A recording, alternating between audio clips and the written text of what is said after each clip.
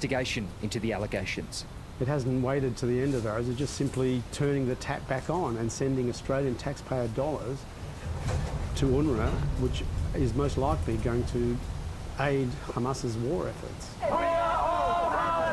He believes the government has bowed to political pressure and is worried about what he sees as growing anti-Semitism in Australia. I know that there is significant anxiety. I myself feel significant anxiety about the open expression of anti-Semitism. A foreign policy debate upsetting and close to home for Jewish and Muslims alike. John Daly, ABC News. Flooding in outback WA has swamped stations and far-flung communities and closed freight routes for the past week. In the tiny town of Cosmo Newbury near Laverton, the impact is being felt hard. All roads in and out are underwater and the airstrip has been damaged. But today there was good news with an unexpected food delivery. After more than a week completely cut off from the world, a food delivery at last. A truck filled with supplies makes its way into Cosmo Newbury. But a stop over here wasn't part of the original plan. The semi-trailer had set out for a nearby mine but struck trouble. Send a loader out from Gruyere mine site and try to get it out and get the truck out of the bog, but that ended up getting bogged as well. A group of locals helped free the truck and its load from the mud, bringing much needed supplies back to Cosmo Newbury. I think about 1.5 tons for food, so that's a lot of fruit and veggies and a lot of cold meat, and that should keep people happy for the next quite a few days. The accidental food drop came at a good time. DFS was going to drop off extra supplies to the community at the weekend, but couldn't because of a technical issue. The local government says it could be a while yet before roads reopen. They've had anything from 250 to 300 millimetres out there, and the country out there is just like an inland lake at the moment. There's still a lot of water over the road, and it looks pretty grim for a while yet. He's urging people to shout out if they need help while the water clears. Emily Smith, ABC News, Cosmo Newbury. They might look like a lamppost, but they're saving lives at unpatrolled beaches in New South Wales. Another 10 of these emergency response beacons will be installed this year from the mid-north coast to the Illawarra. The ERBs let people in distress connect via video call to surf lifesavers, who can then send boats, jet skis and helicopters to help. They've already been used in rescues, including an incident near Kelso last year.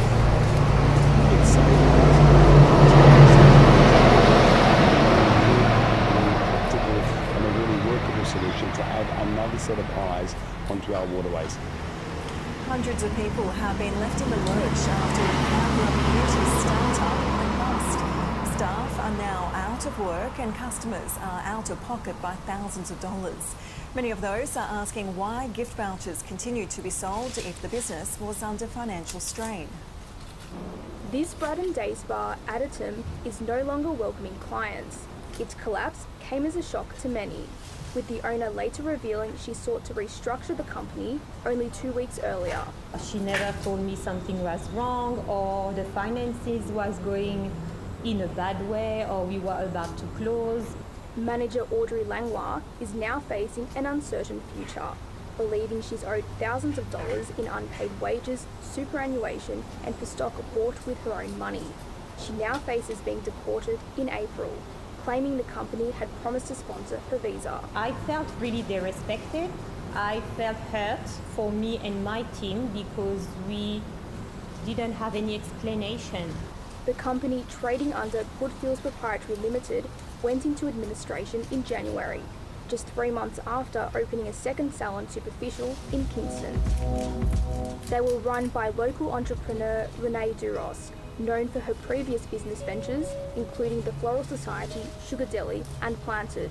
Text messages seen by the ABC reveal the company had been under financial strain for some time, but the doors remained open to customers and gift vouchers continued to be sold into the company's final hours. The day the business collapsed, Ms. Duros told her staff the company was never able to turn a profit and she was advised that continuing to trade would be illegal.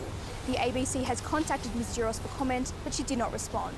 I remember on the last day, my manager welcomed a man to offer a $400 of gift voucher for the 40 years old of her wife. All the family participated. They were so happy to offer that to her. The vouchers that I purchased for my nan, I purchased in store for, on the Saturday, and then by the Wednesday they were not usable. For those who have paid for one of the now worthless vouchers on card, Access Canberra recommends organising a chargeback with the bank. But customers aren't holding out hope. It's just really disappointing, and in this climate as well, people don't have that sort of money to be swindling away to never be seen again. No longer the sanctuary it once was. Courtney Barrett-Peters, ABC News, Canberra. Last year, 2 New South Wales factories became the first in the state to export sea urchin roe internationally. After several months of trial and error, one family-run business has now doubled their exports, and that's largely thanks to their team of international staff. Some consider sea urchins to be a pest. Others think it's a delicacy. But for this factory on the New South Wales far south coast, it's their livelihood. Yeah, we're doing the best we can and it's going quite well. And now they can harvest more sea urchins than ever before, thanks to a new licence granted last year. Sea urchin harvest is one of 2 international exporters in the state and one of 3 in the country. The majority of the workers here are from overseas. They've almost doubled our capacity of what we can produce and what we can do. It's just phenomenal for the business itself. It's enabled the factory to export to places like Hong Kong, Korea and China for the first time. It's quite a fussy sort of high-end restaurant market that we're targeting. Lee is from Malaysia. Her friends there are intrigued by her work producing the expensive seafood. While you're working in a sea urchin, it's very expensive things. I'm glad that you work here so that you can get free urchin. At her recent Chinese New Year celebrations, sea urchin was the star of the meal.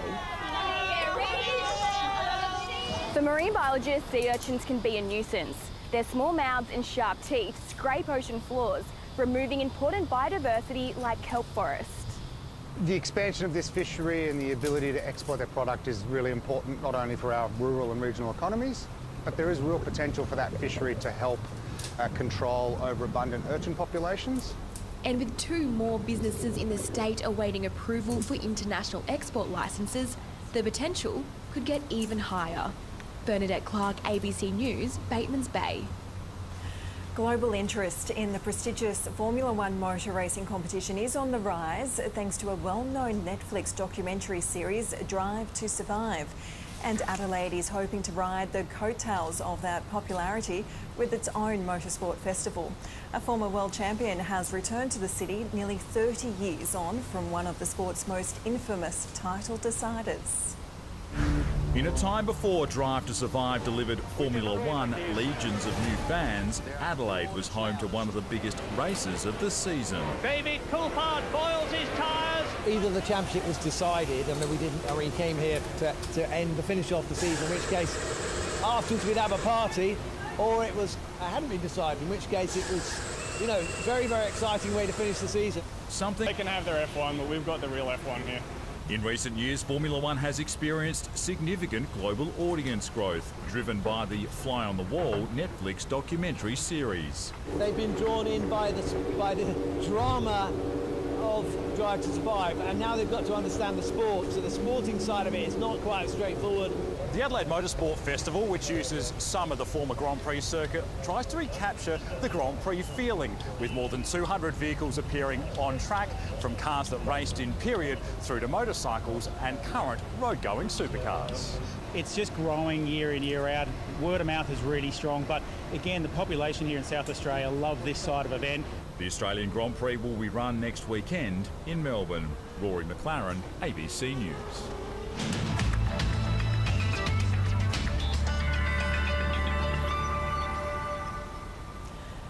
On the satellite, Tropical Cyclone Megan is generating a thick band of cloud through much of the northern tropics.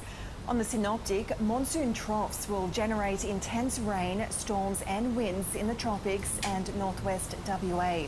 Looking around the country in Queensland, Isolated showers in the north, east and south. A chance of damaging winds near the Gulf of Carpentaria as tropical cyclone Megan moves through. To the New South Wales and the ACT, scattered showers and isolated thunderstorms over the inland and in the east. Dry and partly cloudy in the west. For Victoria, a warm and partly cloudy day with patchy morning fog and afternoon sea breezes over the Gippsland region. In Tasmania, showers about the north and upper east coast, isolated showers on the south coast and fine elsewhere. To South Australia, dry apart from some possible light showers in the east and along the south coast. Maximum temperatures reaching near to above average. In Western Australia, showers and thunderstorms across the state. Windy in the southeast and mostly sunny in the southwest. And in the Northern Territory, showers and storms in the north with strong to gale force winds in the eastern Carpentaria district, partly cloudy elsewhere. Looking ahead to Tuesday's forecast for the capital cities, a shower or two in Brisbane, a possible shower in Sydney, showers in Canberra and Melbourne, showers increasing in Hobart, a shower or two in Adelaide, sunny in Perth and partly cloudy in Darwin, getting to 33. The simple matchstick has become a creative inspiration for an 88-year-old Queensland man. He's used more than 15 million of them to design hundreds of intricate matchstick models that's found international fame, and he hasn't even lit a single one of them.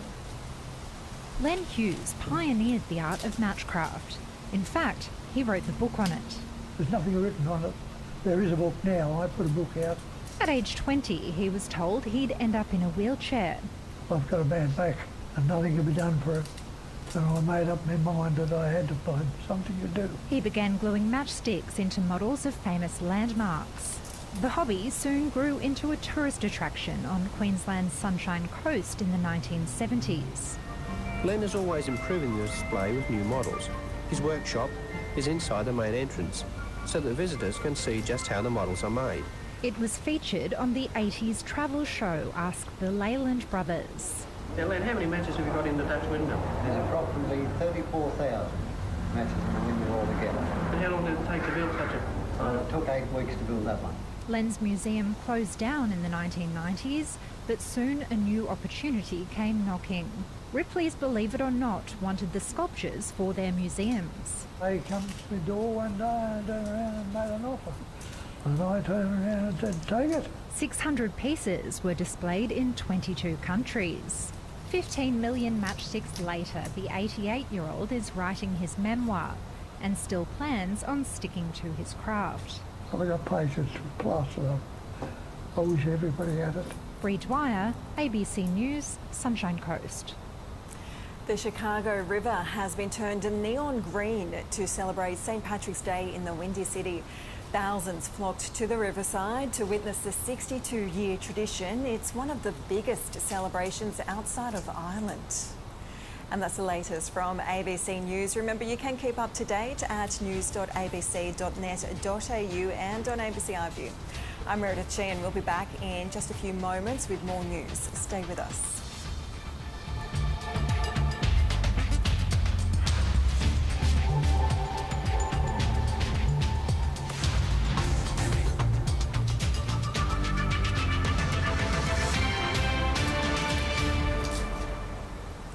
Your positions on climate change. There was an inevitable backlash. You might pander to a loud minority. That's not a good thing. I don't know what kind of democracy we're ever going to be. Can we ever do good things again? It took an art professional to tell you what you were doing was art. Yes, it was not looked at as art. What were you most afraid of? Never see family again. When they say you know how to make a film, you're a master, is not really, because you're always learning the damn thing. 7:30, Monday to Thursday, ABC TV and ABC iView.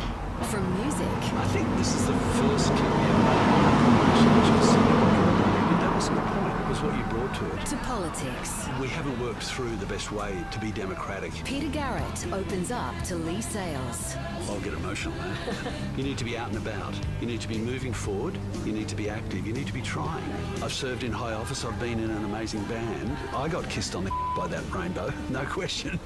On a special Australian story, tomorrow at 8. Big acorns, big apples, there's a few of those. big avocado, big axe, and big... ABC Listen, the big app for podcasts, radio, music and sport. Download for free. Stepping into the dating world. Oh my goodness, thanks. Chivalry is very attractive. Stream the whole season on ABC iView. Do you think you're a nerd? Talk nerdy to me. Talk nerdy. Or tune in Tuesday as the stage is set for sparks to fly. Cameron is very hot. If I can just be my most real self, that's what I'm looking for. Are your eyes hazel? Yeah, hazel. Yours are gorgeous. Better date than ever, Tuesday 8:30 or stream it all on ABC iView. Melbourne International Comedy Festival is back. Let that marinate there for a second. Kicking off with the gala. The next step, bam, it's a headbutt, okay? Wednesday, March 27 on ABC TV and streaming on ABC iView. Tonight, Tropical Cyclone Megan intensifies to a Category 3 system as the Gulf of Carpentaria coast begins to feel its impacts.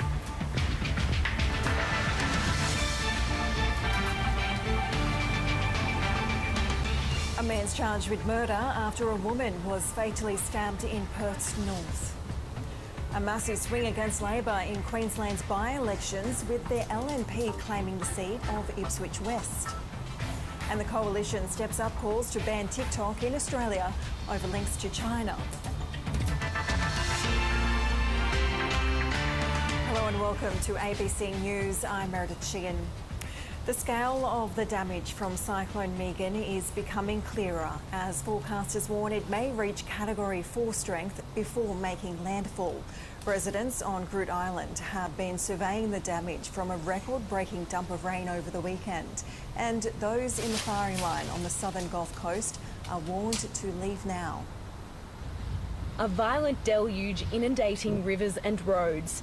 Winds up to 150 kilometres per hour, rushing homes and bringing down trees. 450 millimetres of rain falling in just 24 hours. Well, I just live in a small little donga, and it's been shaking the entire time. The remote community of Anyurugu now entirely cut off. Access to food, water and power a growing concern. The supermarkets here are all closed down, and there won't be any barges or anything coming in for a while. So, yeah, it's getting pretty harsh. Police say it's unclear when road access will be possible to some areas of the island, but insist the community is prepared. However, they are all okay at this point in time. There is enough food, they have support. Now upgraded to a Category 3 system, severe tropical cyclone Megan is tracking slowly south, bringing dangerous winds, the risk of flash flooding and a dangerous storm tide. The very destructive core of severe tropical cyclone Megan is expected to cross the coast during Monday, and those very destructive winds will be gusting up to 220 kilometres per hour. The warning zone extends from Aliangula to the Queensland border. The Bureau predicting those areas could start to feel conditions intensify within the next 24 hours. Safety is the utmost importance, because what we're here to do is to ensure that no lives are lost during this weather event. Directly in the firing line, the community of Borroloola. Emergency services urging residents to leave now if they can. We ask that if that is your choice, that you ensure that you are driving a capable vehicle, as we understand there is slight damage to the Carpentaria Highway. On the ground, residents are staying calm. While the cyclone is hovering around the Gulf of Carpentaria, its effects can be felt all the way up to northeast Arnhem Land, where strong winds have lashed the Gove Peninsula. Those in the warning zone have been told to prepare their properties by securing loose items and ensuring they have a cyclone kit with batteries, water and essential supplies. Lillian Rangia, ABC News, Nhulunbuy. A woman has died after she was allegedly stabbed in Perth's northern suburbs in what police say was an unprovoked attack. Members of the public disarmed and detained the alleged offender, a 30-year-old man who was charged with murder late today. The woman was walking with a relative on Walderton Avenue in Balga when she was attacked shortly before 8 p.m.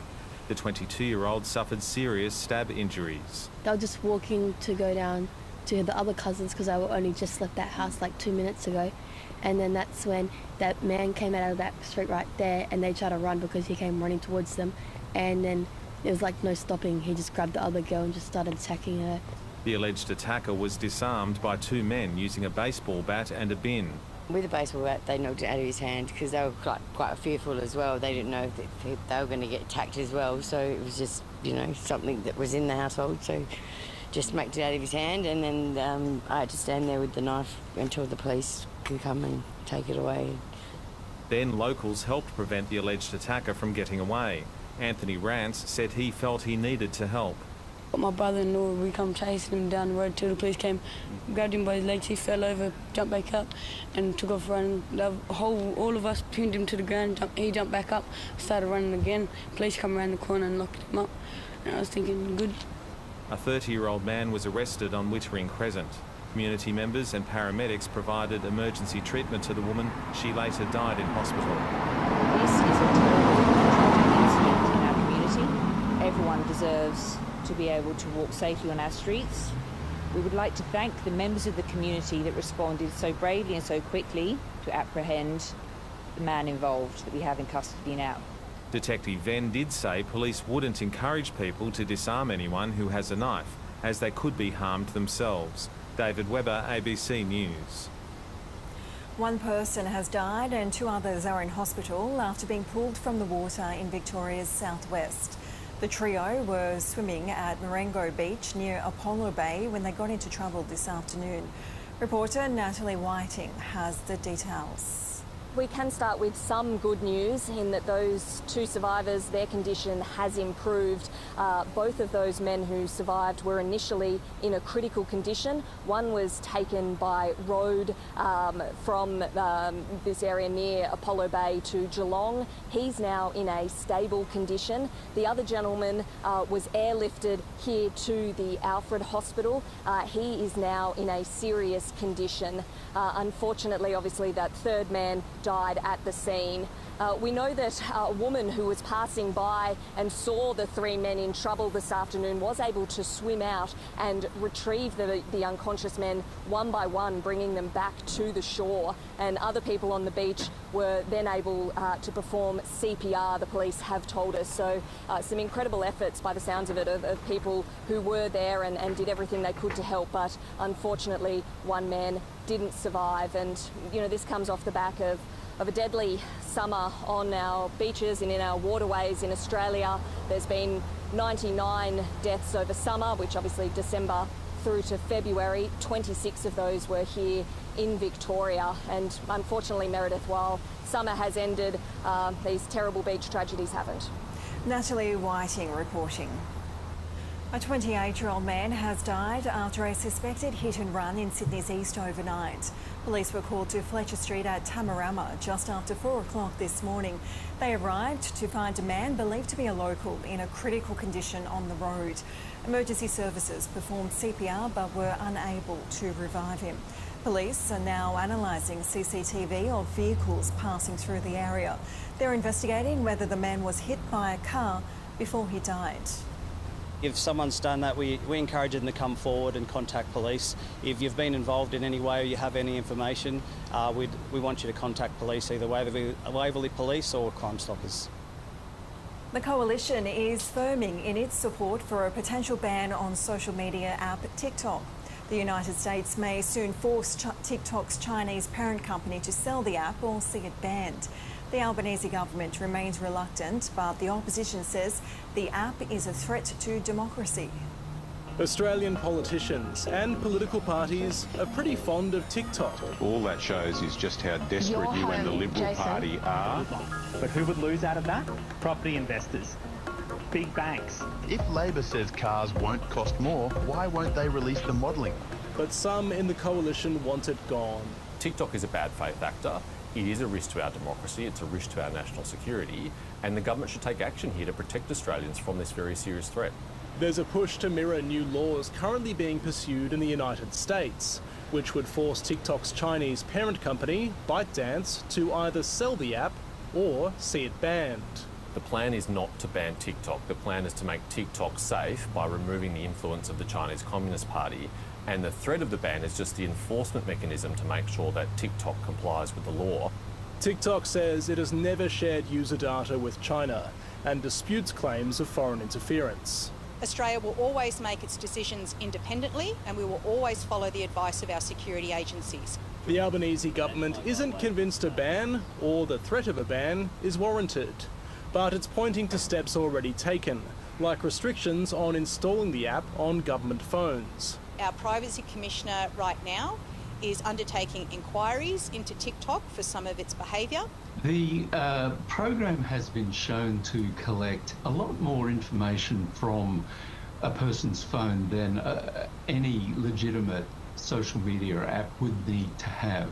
Some cyber experts argue there's plenty of cause for concern, but a ban might be complicated to enforce. It would need the cooperation of Apple and Google so that the app was no longer on the App Store. TikTok has 8.5 million Australian users, so it's pretty likely a ban would not be popular.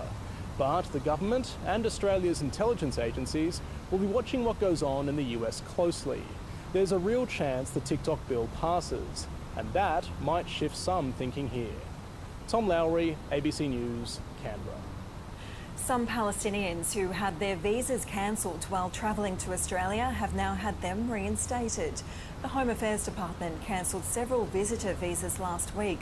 However, the ABC has been told additional security and other checks have now been carried out, and as a result, some people have had their visas reapproved or allowing them to travel to Australia. Queensland Labor is soul-searching tonight after bruising by-election results in 2 heartland seats.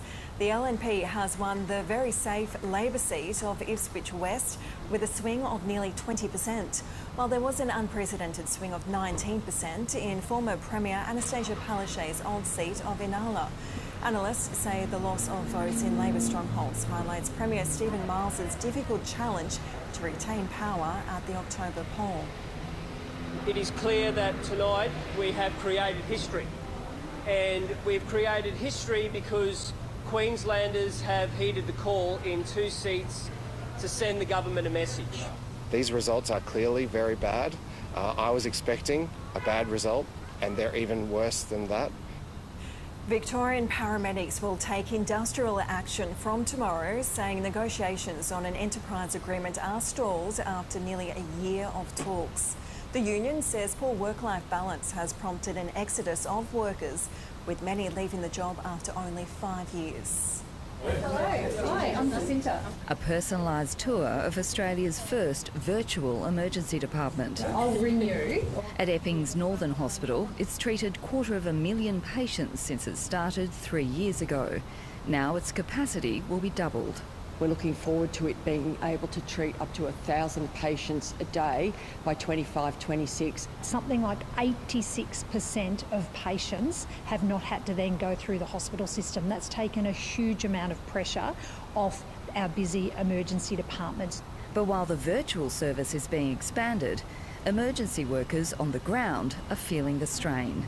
Paramedics are planning industrial action from tomorrow, but the union insists they will not compromise patient care. For most of our members, it's really about finishing their shift on time, and every single day paramedics work over 800 hours of forced involuntary overtime, and that just means you can't commit to things like picking up your child from childcare. 000 call takers and dispatchers have been involved in industrial action since December last year, while police and firefighters have also recently taken action.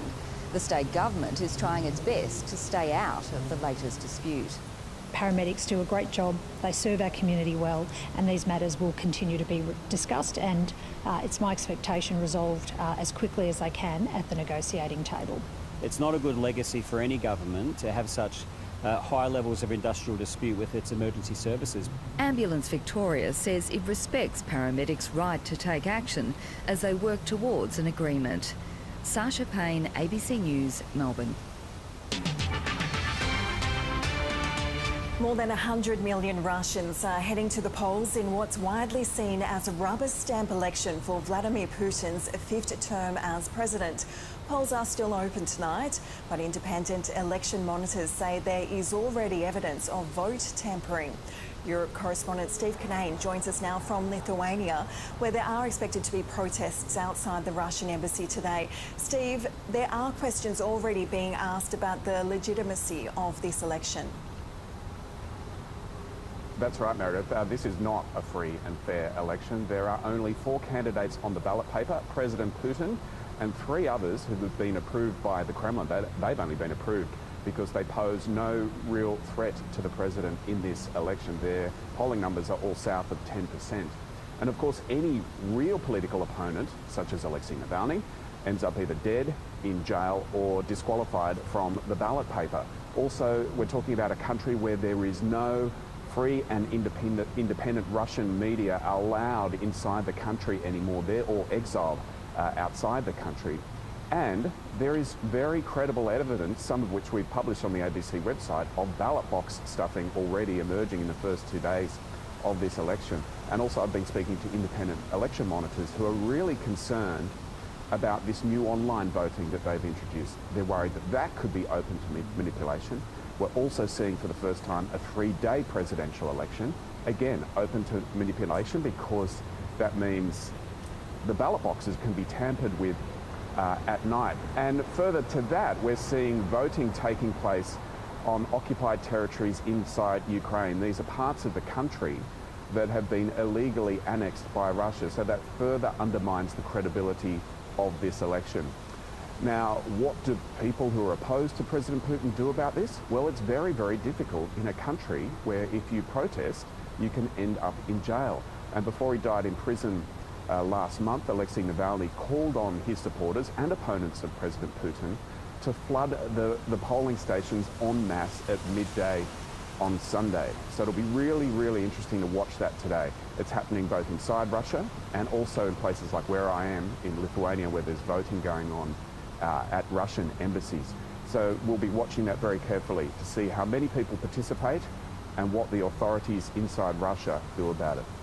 Europe correspondent Steve Kinane reporting from Lithuania. Russian officials say at least 2 people have been killed in strikes near the Russia-Ukrainian border. The country's defence minister says it has inflicted losses in the Belgorod region. Schools and shopping centres are closed, with flames and smoke seen billowing on the city's streets. It comes as Russians head to the polls for a general election, which President Vladimir Putin is widely expected to win. There's a renewed push for a ceasefire in Gaza as Israel's war cabinet meets to discuss a new proposal from Hamas. Talks in Qatar are expected to resume soon, working towards a possible deal that could see dozens of hostages freed in exchange for hundreds of Palestinian prisoners. A temporary truce could end the fighting for several weeks and allow more aid into Gaza. Separated from their loved ones for 162 days and counting, impatience is now giving way to fury. These Israelis are demanding the government does a deal with Hamas to free the hostages. And they want Prime Minister Benjamin Netanyahu to resign. They're calling for new elections. In Tel Aviv, they blocked the streets. Police on horseback were brought in to disperse the crowds. Protesters were arrested. Police using water cannons to try to stop the demonstrations from spreading. Every weekend, the families of hostages and thousands of their supporters are taking to the streets. I think they don't do enough for the hostage, they don't do enough for the war, and we want to change them. We're here to protest this government that hasn't been acting for the majority of people in Israel for a while now, especially since the beginning of the war. Talks to secure a ceasefire are expected to resume in Qatar today. And while Hamas has reportedly given mediators a new proposal for ending the fighting, there's not widespread optimism that a deal will be reached soon. We hope that soon as possible all the hostages will release, and we hope that Israel will agree with the Hamas offer. Every day without a deal also adds to the suffering of Palestinians. The first shipment of aid to reach Gaza by sea in nearly 20 years is unloaded. The Israeli army has released footage saying it prepared the docking area, but aid officials say delivering supplies by sea is far less efficient than by truck. And with famine looming, only a fraction of what is needed is getting in. Alison Horn, ABC News, Jerusalem. India has set the dates for its general election to run over 6 weeks in April and May, with the winner announced in June. The poll is a massive logistical undertaking, with around 970 million people expected to cast their votes. Pro-Hindu Prime Minister Narendra Modi is campaigning for a third 5-year term, and pre-polls say he is on track to win. India's Election Commission is facing many challenges, including battling misinformation, ensuring parties abide by the rules, and do not use hate speech during the campaign. A volcanic eruption in Iceland has erupted for the 4th time in 3 months, sending jets of lava into the night sky. Plumes of smoke could be seen billowing from a coastal town about 50 kilometres southwest of the capital Reykjavik.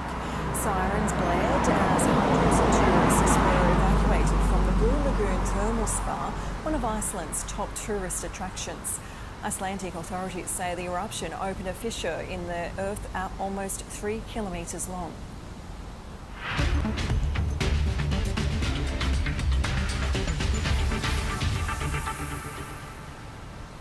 Manly has continued its impressive start to the NRL season with a victory against the Sydney Roosters. After leading by 2 points at half-time, the Sea Eagles went on to record a 21-14 win. From the bright lights of Las Vegas to a sold-out Brookvale Oval, Manly and the Sydney Roosters were looking to continue their winning starts to the season. He gives it to Kohler! The two teams traded tries during the opening half. Tedesco! The Sea Eagles were dominating possession, and quick hands saw them extend their lead shortly after the break. Away to Talal! Dominic Young made his first NRL appearance for the Roosters, and the former Newcastle speedster kept his team within striking distance. Young! Garrick! Young beats him! Manly's ice-cool captain sealed the win. It goes to Cherry Evans. Field goal attempt. It's good. He's made it a 7-point lead.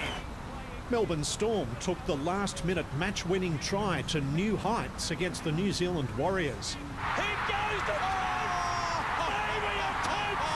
Can you believe it? It was a bit of adrenaline going. I didn't even know if I got the ball down, to be fair. I was hoping that left hand stayed up. I knew I was up in the air and I got the ball down with my right hand, but I was hoping that left hand didn't touch the sideline and sort of just ended up getting the ball down. So pretty happy to get that ball down and to finish the game the way we did. He practices that, and if he doesn't practice that, he don't score that try tonight, you know. So, yeah, he's one hell of an athlete. He jumped like a rainbow and came up with a pot of gold for Melbourne. When you've got a winger who can jump over a skyscraper and then put the ball down in the corner, it's pretty amazing. The Storm is unbeaten after 2 rounds, while the Warriors are yet to post a win. Duncan Huntsdale, ABC News. Port Adelaide has kicked off its AFL season with a 50-point drubbing of West Coast. The Power won easily, but it wasn't all gloom for Eagles fans who caught their first glimpse of #1 draft pick Harley Reid. Inarguably the biggest build-up to a debut, the hype surrounding Harley Reid was put to its first test. It was a promising start from the #1 pick. Here's Reid again. Who didn't look out of place at senior level. Here's Harley Reid. He might have set up the very first one as Waterman's going to finish it. But brute strength from Charlie Dixon and a dominant second term from the Power gave them a 5-goal lead at the main break. The third quarter got physical. Oh, that's a big collision. With the first gamer receiving some extra attention. The Power continued to pull away in the final term to record their first win. Earlier, the Demons emerged in search of redemption, and there were more tributes to retired star Angus Brayshaw, who now has a new role coaching from the bench. He knows their game plan so well. James Harms does too, but there was no love lost with his former teammate. A little bit of extra attention. Clayton Oliver imposed himself on the contest to help the Demons keep their nose in front of the Dogs. Neil Bullen had a long time to think through that. With temperatures nudging 30 degrees, players made sure they were protected. I'm a fan of the opera. A 19-point margin blew out in the final term as the D's stars shone. There's none better than Christian Petrarca. Oliver's game-high 35 touches, a reason to smile for Demons fans. It's been a tough couple of months, and they've gone here the whole time, and all the rest of the boys helped me out. But yeah, so it's all worth it in the day coming doing this and getting a win for the boys. Tom Maddox, ABC News. In the A-League women's competition, the Central Coast Mariners have locked in a spot in the finals with a big victory over the last place to Canberra United. The Mariners scored a staggering 4 goals in the first half, and Canberra could manage just one in reply to finish the game 4-1. The Mariners celebrated in style as they answered the finals call-up. Meanwhile, Sydney FC is now sitting on top of the competition ladder after defeating Wellington Phoenix in New Zealand this afternoon.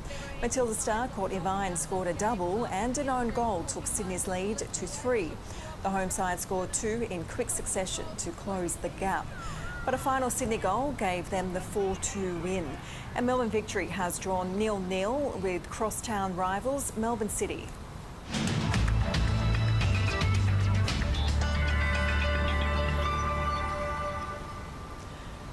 On the satellite, Tropical Cyclone Megan is generating a thick band of cloud through much of the northern tropics. On the synoptic, monsoon troughs will generate intense rain, storms and winds in the tropics and northwest WA.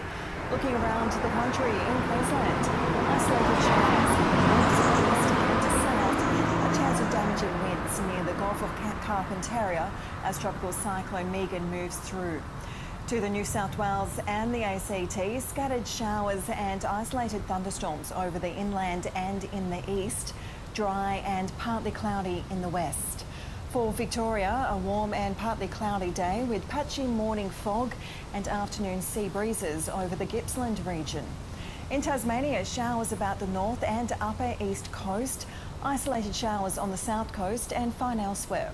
To South Australia, dry apart from some possible light showers in the east and along the south coast. Maximum temperatures reaching near to above average.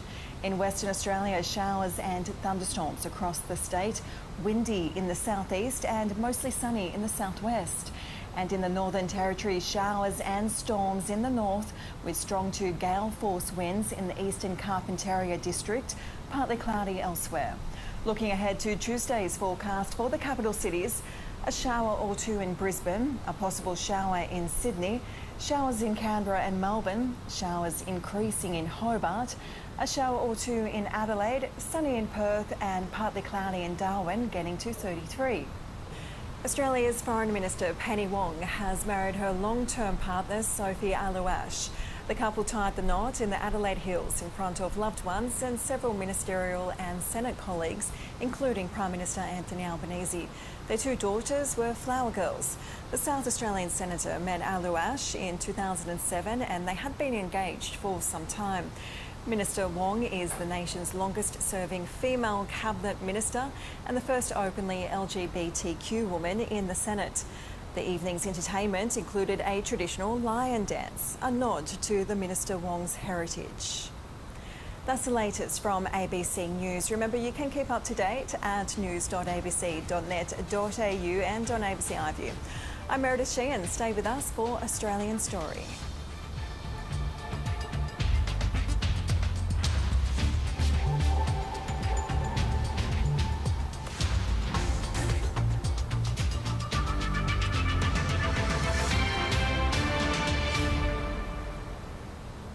This week on News Breakfast, the stars are out. Jack Black is here with the new Kung Fu Panda, and so is Oscar winner Olivia Colman. And if that's not enough, we'll catch up with Paul Rudd, Kristen Wiig and comedy legend Carol Burnett. You won't want to miss it.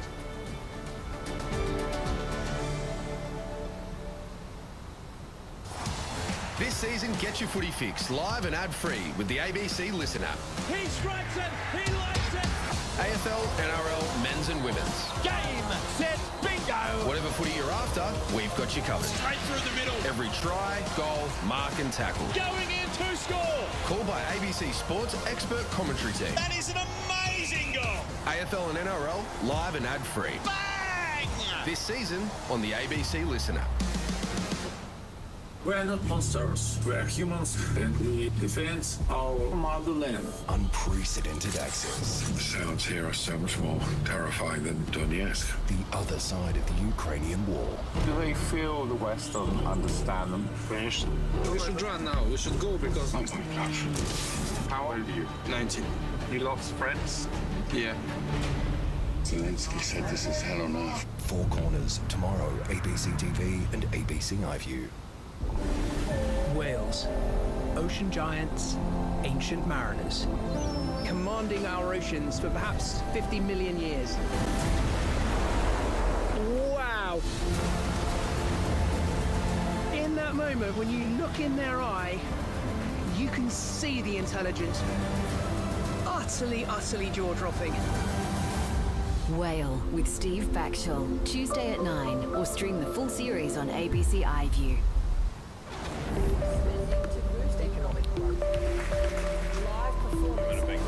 His family had never lost what contains the genetic material.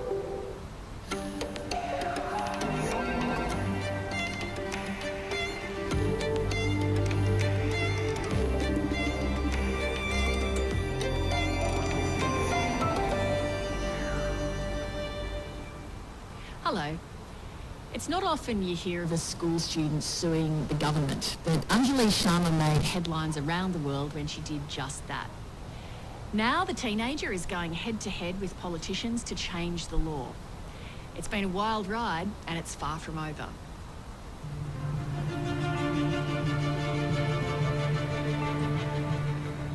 Being a young person and doing what you can to put pressure on government and big polluters is no easy task. Comes from within the millions of Hare Krishna There is devotees so much from work around the world and emotional who have energy taken required his to unique have style. those tough Well, I'm actually conversations. taking different traditions and merging them. The tradition in hip-hop is conscious, actually, in the origins of hip-hop, conscious lyrics, but also some competition there, so it's a little bit battle rapping.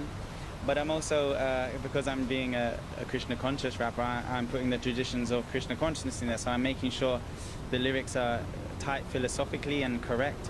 And I'm just trying to keep the traditions, though, of hip-hop also. Like, if you're going to rap, you got to also keep to those standards.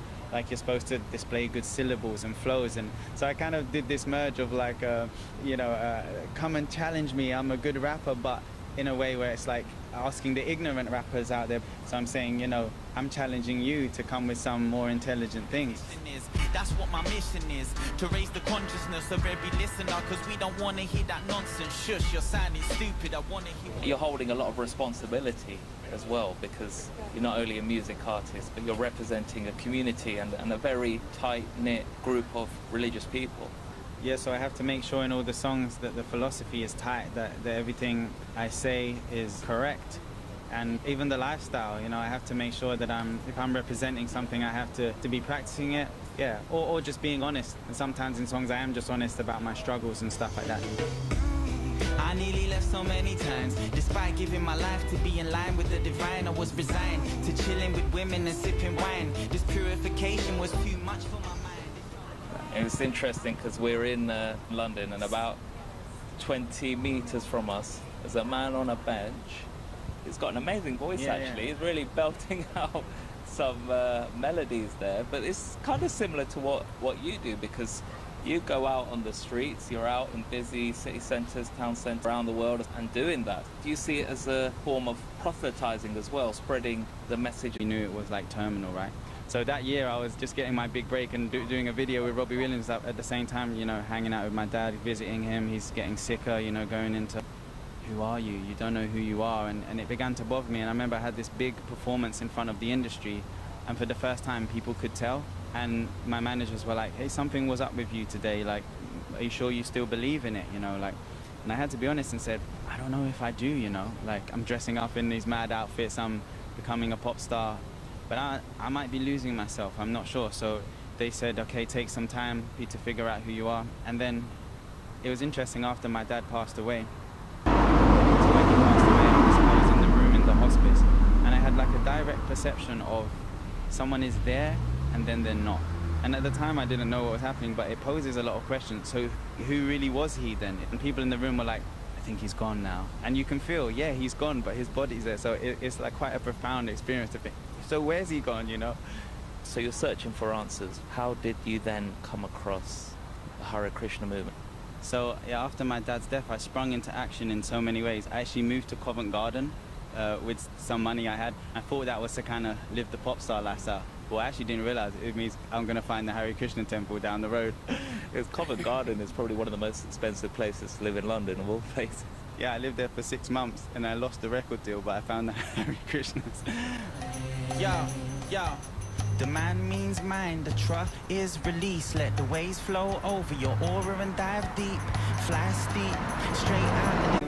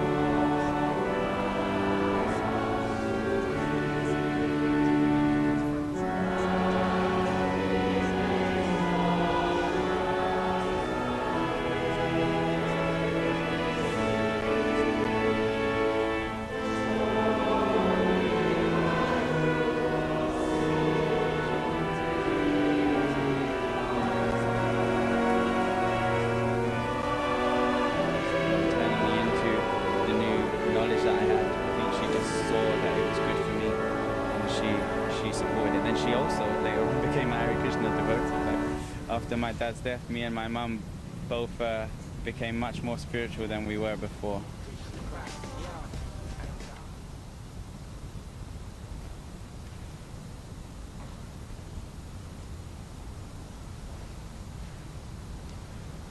I'm very glad to be able to take part in this set of services that uses the words from Love Divine, All Love's Excelling as its theme.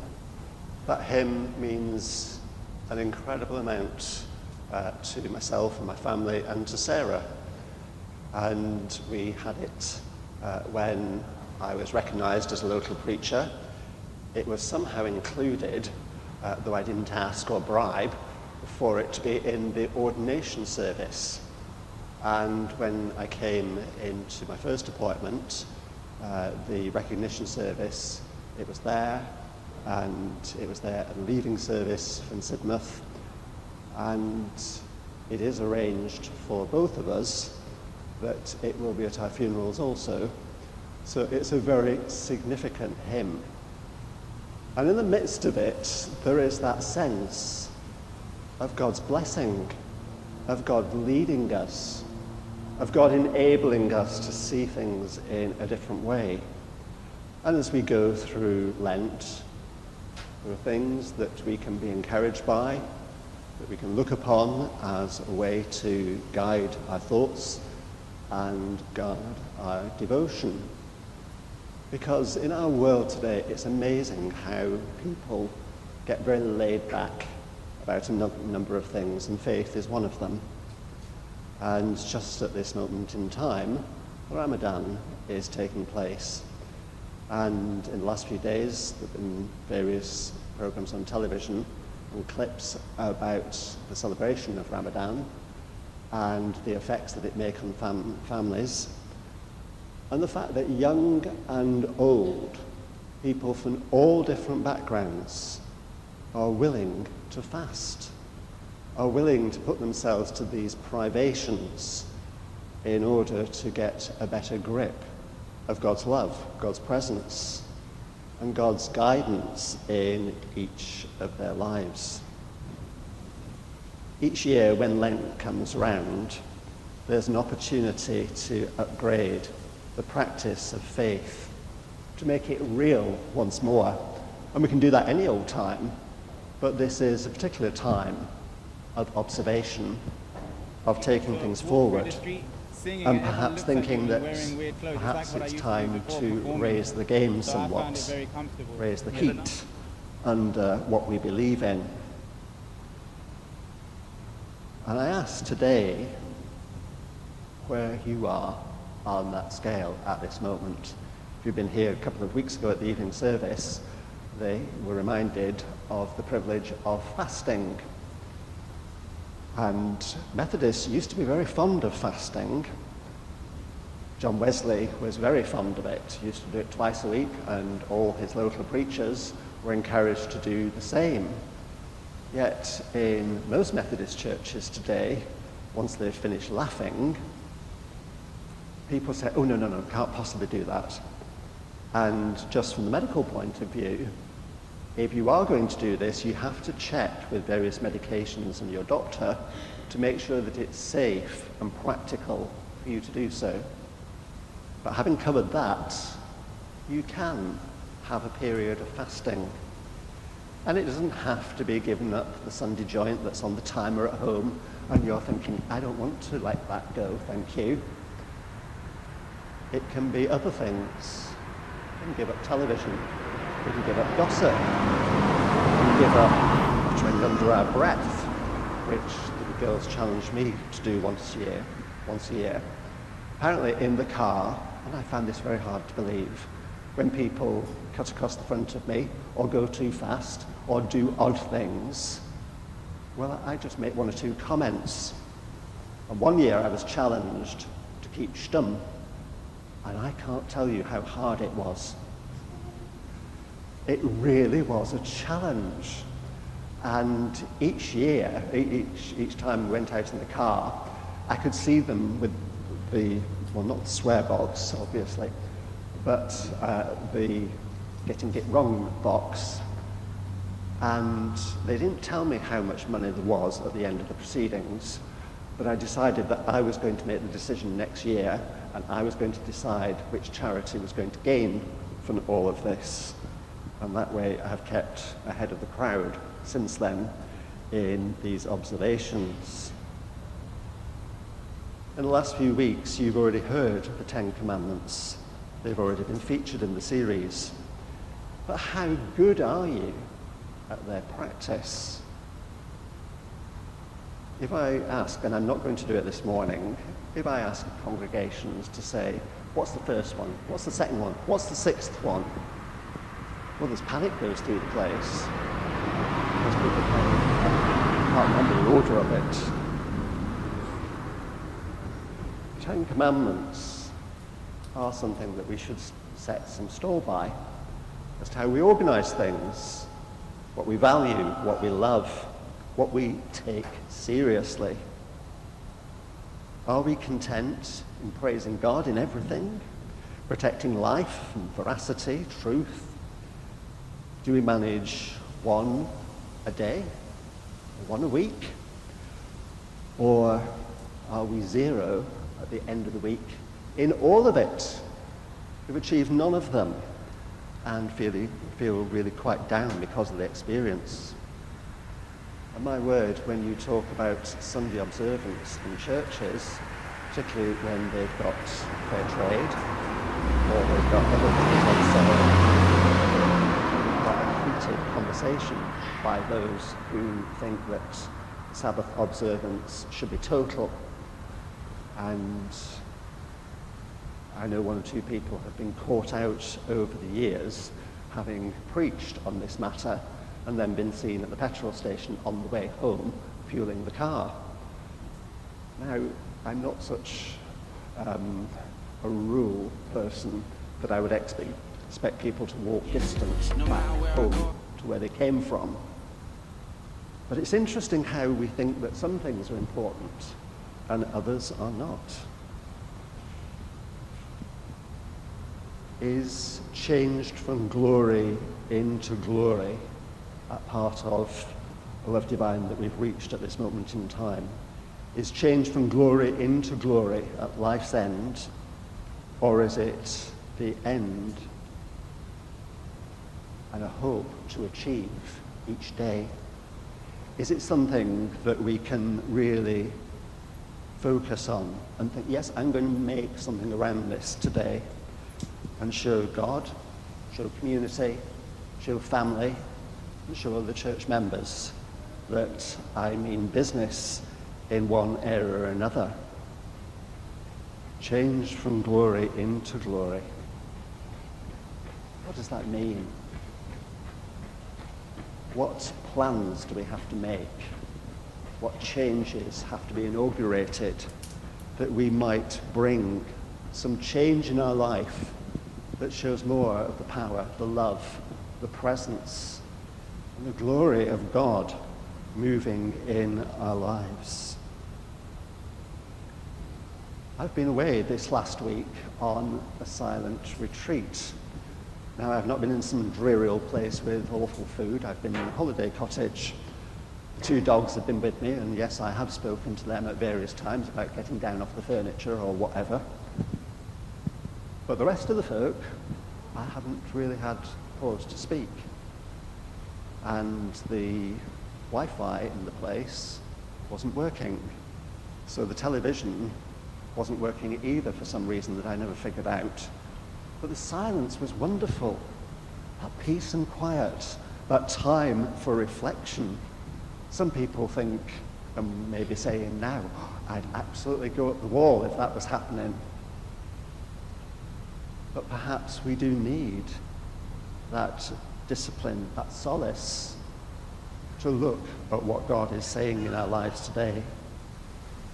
And last week, I went to church, and there was a supernumerary lady minister taking the service. And she covered the subject of Lent, she covered Mother's Day, which was happening, and she had a good range of hymns in the service.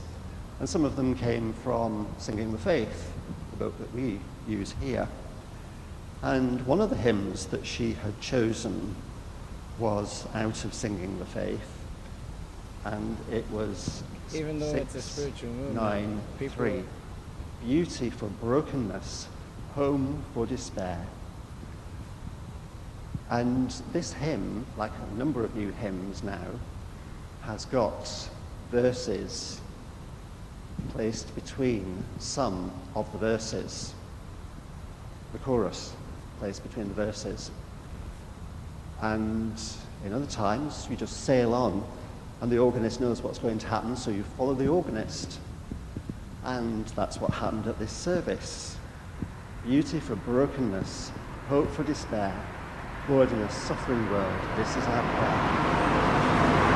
And when it got to the end of the service, I went to leave, and I went to meet the lady at the door, and she was just being met by the organist, who had come down from what seemed like 10 flights of stairs from where the organ loft was at the back of the church.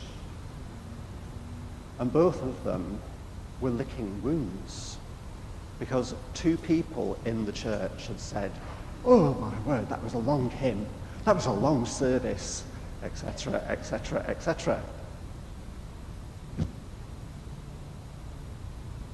Who's had that experience over the years where people have had the cheek to come up and say, long hymns, long words, my word, this should have been shorter, and all the rest of it? And I will try to keep that to that this morning rather than make another outing of longevitude. The next day, I met this lady in town, and she'd found out from someone by this point that I was a minister elsewhere in the country.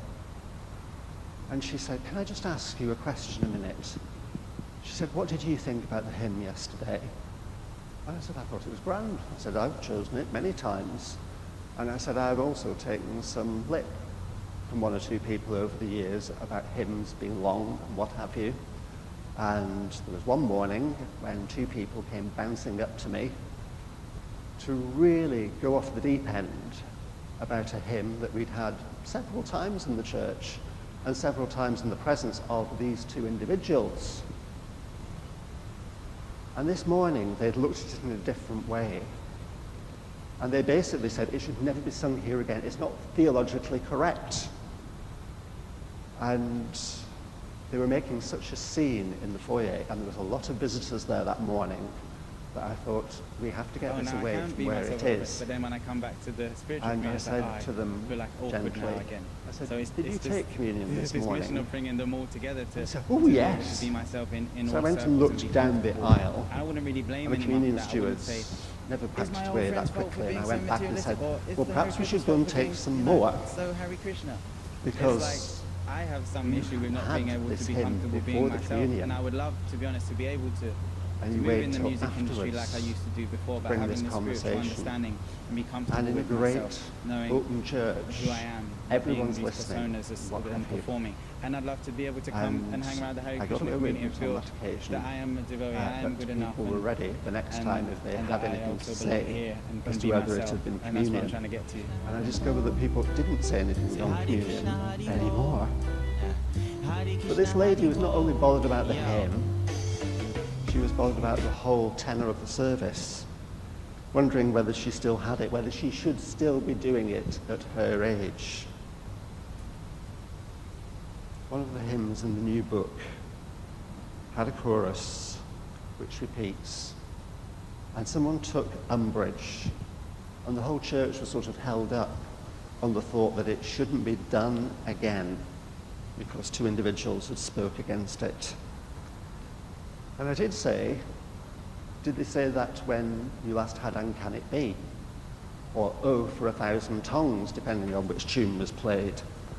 Or if you go back far enough, in the old book, there was verse upon verse upon verse of the God of Abraham praise. Did anyone complain then? Oh no.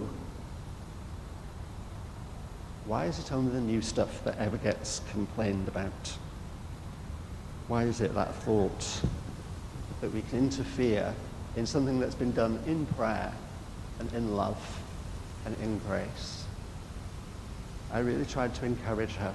I thought it was so healthy and wonderful that even at her late time in life, she was still looking, thinking, is this good enough, God? Or to the congregation, is this good enough, God, for what you want to say at this moment in time? And I'm sure that she will get encouragement and blessing in the days that lie ahead.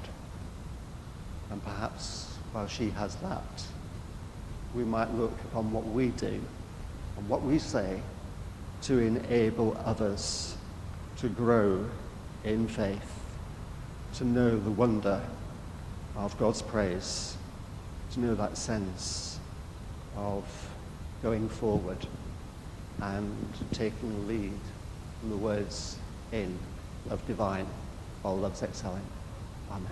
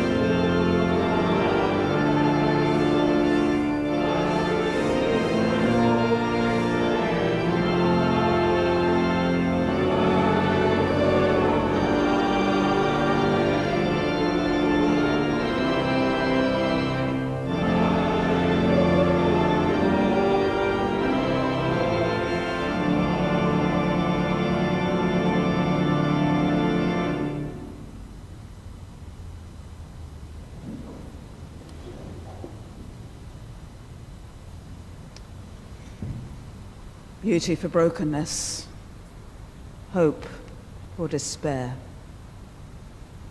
Lord, in our suffering world, this is our prayer. We've had the opportunity during the opening part of this service to hold our thoughts in prayer before God as we've listened, as we've sung.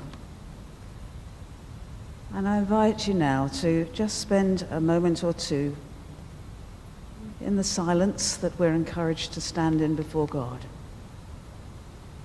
Let your thoughts move across our world. To see the pictures that you see on television screens, on computer programs, in newspapers, in your imagination.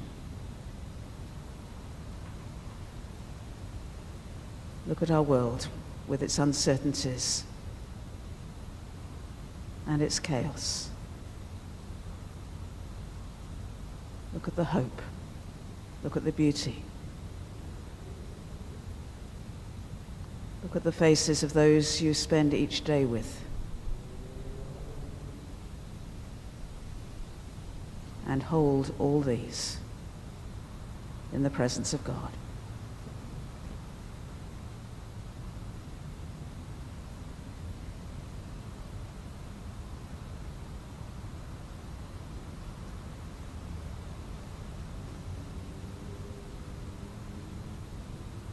And as we continue with our prayers throughout the rest of this service, we come now to that place where we bring some of those thoughts and prayers together in the words of the Lord's Prayer. We say together, Our Father in heaven, hallowed be your name. Your kingdom come, your will be done on earth as in heaven. Give us today our daily bread. Forgive us our sins as we forgive those who sin against us. Save us from the time of trial and deliver us from evil. For the kingdom, the power, and the glory are yours, now and forever. Amen.